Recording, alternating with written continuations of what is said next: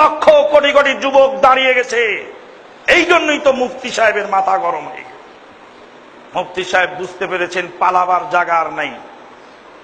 Next generation যেভাবে দলিল তালাশ করে ফিরে বেড়াচ্ছে, এক মুহূর্তের মধ্যে পার পাওয়া যাবে না দলিলবিহীন কথা বলে। ইব্রাহিম আলাইহিস সালামের প্রথম আদর্শ হলো দলিল খুঁজে বের করা, দলিল খোঁজা। দলিল যেটা আছে ওটা করব, দলিল যেটা নেই সেটা করব না। জাতীয় মসজিদে জনৈক খতিব সাহেব এক জাল হাদিস বলে ফেললেন। সঙ্গে সঙ্গে 50 জন শার্ট প্যান্ট পরা যুবক দাঁড়িয়ে গিয়ে বললেন, হাদিসটি জাল বানাওয়া উইথড্র করুন। একদিন তো সেখানেই জোরে আমিন বললে বিরাট বিপদে পড়তে হতো। আমাকে তো একদিন সেখানে ঘিরে রাখা হয়েছিল এক বেলা, কোরআন সুন্নাহর উপরে আমল করে সালাত আদায়ের জন্য। আজকে সেখানে প্রতিবাদ শুরু হয়ে গেছে। আল্লাহ রাব্বুল আলামিন ইব্রাহিম আলাইহিস সালামকে আমাদের জন্য আদর্শ স্বরূপ পাঠালেন। ইব্রাহিম আলাইহিস সালামের প্রথম আদর্শ হলো দলিল তালাশ করা। 2 নম্বর আদর্শ, ওয়াইয ক্বালা লিআবিহি ওয়া কওমিহি মা হাযিহি তামাসিলুল্লাতী আনতুম লাহা আকিফুন ক্বালু ওয়াজাদনা আবা'ানা লাহা আবিদিন। এই যে মূর্তি পূজা করেন, দলিল কোথায়? আব্বা বললেন বাপ দাদা করেছে তা আমরা করি, দলিল লাগবে কেন? দলিলের ধার আমরা ধারি নেই, বাপ দাদা করেছে আমরাও করি। বাপ দাদা করেছে আপনিও করেন, চমৎকার বুদ্ধি তো। বাপ দাদা যে মূর্খ ছিল তা আপনি লেখাপড়া করলেন কেন? বাপ দাদা যে কাঁচা ঘরে বাস করতেন তা আপনি পাকা ঘরে বাস করলেন কেন? বিল্ডিং বানালেন কেন? বাপ দাদাদের সাইকেল চালাতে জানতেন না তো আপনি মার্সিডিজ সাইকেল বেড়াচ্ছেন কেন? আল্লাহ পাক সেটার জবাবও দিয়েছেন। ইয়ালামুনা যাহিরাম মিনাল হায়াতিদ দুনিয়া ওয়া হুম আনিল আখিরাতি হুম গাফিলুন।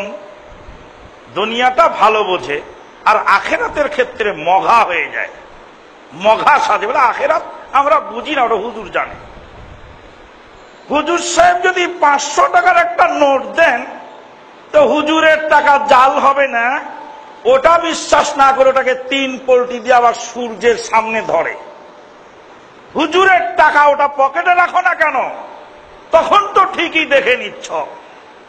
কিন্তু যখন হুজুর দলিল দিচ্ছেন, জান্নাতের সার্টিফিকেট বিক্রি করছেন, সার্টিফিকেটটা জাল না অরিজিনাল, ওটা তো তখন যাচাই করে দেখা হচ্ছে না। তাহলে এই যে মতলববাজ, এতে কোনো সন্দেহ নেই। একটা বোঝে আর একটা বোঝে না কেন? আল্লাহ তাই আফসোস করে বলছেন যে ওরা দুনিয়া ভালো বোঝে, ও ক্ষেত্রে নিজে ভালো বোঝে। হুজুরের টাকা হলেও দেখে নিতে হবে। হুজুর হয়তো জাল নোট দিবেন না, তবে হুজুরও তো ধোঁকা খেতে পারেন। যদি তা হয় যে হুজুর হয়তো জাল হাদিস বলবেন না, তবে হুজুরের তো জানার কমতি থাকতে পারে।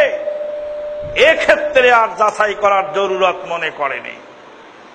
ইব্রাহিম আলাইহিস সালাতু ওয়াস সালাম বাপকে বুঝালেন। বাপ বেটার সাথে যখন অক্ষম হয়ে গেলেন তখন বললেন ওকে আগুন দিয়ে পুরাও। আগুন দিয়ে না পুরালে আমাদের দেবতাকে আর রক্ষা করা যাবে না। এই যুবক যেভাবে দেবতাকে মেরে চুরমার করেছে, দেবতাকে বাঁচাতে হলে একে আগুন দিয়ে পুরাতে হবে। আল্লাহ কোরআনে বলছে, ক্বালু হাররিকুহু ওয়ানসুরু আলিহাতাকুম ইন কুনতুম ফাইলিন। ওকে আগুন দিয়ে পুরাও আর তোমাদের দেবতাকে সাহায্য করো। চেক রশিদ বই এনে, একটা রশিদ এনে আমাকে দেখালেন। জনৈক আলেম সাহেব লিখেছেন, আমাদের মাযহাবকে যেভাবে আক্রমণ করা হচ্ছে, অচিরেই আমাদের এই মাযহাব বিলুপ্ত হয়ে যাবে। মাযহাবকে টিকিয়ে রাখার জন্য প্রত্যেকেই আর্থিক সাহায্য করুন। আল্লাহু আকবার। ইব্রাহিম আলাইহিস সালামের সমাজের লোকেরা দেবতাকে বাঁচাবে। হাররিকুহু ওয়ানসুরু আলিহাতাকুম। কোরআনের আয়াত তো 1400 বছর আগ থেকে আয়াত আছে, আপনি খুলে পড়ে দেখেন। হাররিকুহু, ওকে পুড়িয়ে দাও, ওকে না পুরালে দেবতা বাঁচতে পারবে না, দেবতাকে মেরে শেষ করে ফেলবে। আগুন আবার এমন, আগুনও পুরাতে পারে না। হক চলেছে এইভাবে, চলতে চলতে চলতে চলতে চলে আসলো সাতক্ষীরার মরজুম গাজী। জোরে আমিন বললেন। ব্রিটিশের আদালতে তাকে ফাঁসির কাস্টে ঝুলিয়ে দেওয়া হচ্ছে। কানে কানে গিয়ে বলছে, তুমি বলো। আমি জোরে আমিন বলিনি। বলছে, আমার জীবনে তো কোনো পুণ্য নাই রে, আল্লাহর নবীর একটি সুন্নত ছাড়া।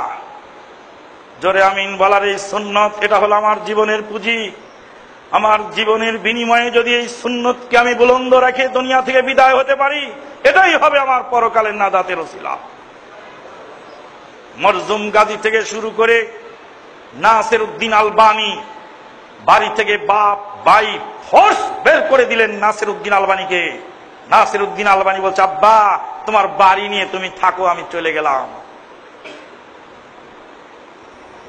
এইভাবে চলছে ইব্রাহিম আলাইহিস সালামের আদর্শ আমাদের জীবনে বাস্তবায়ন।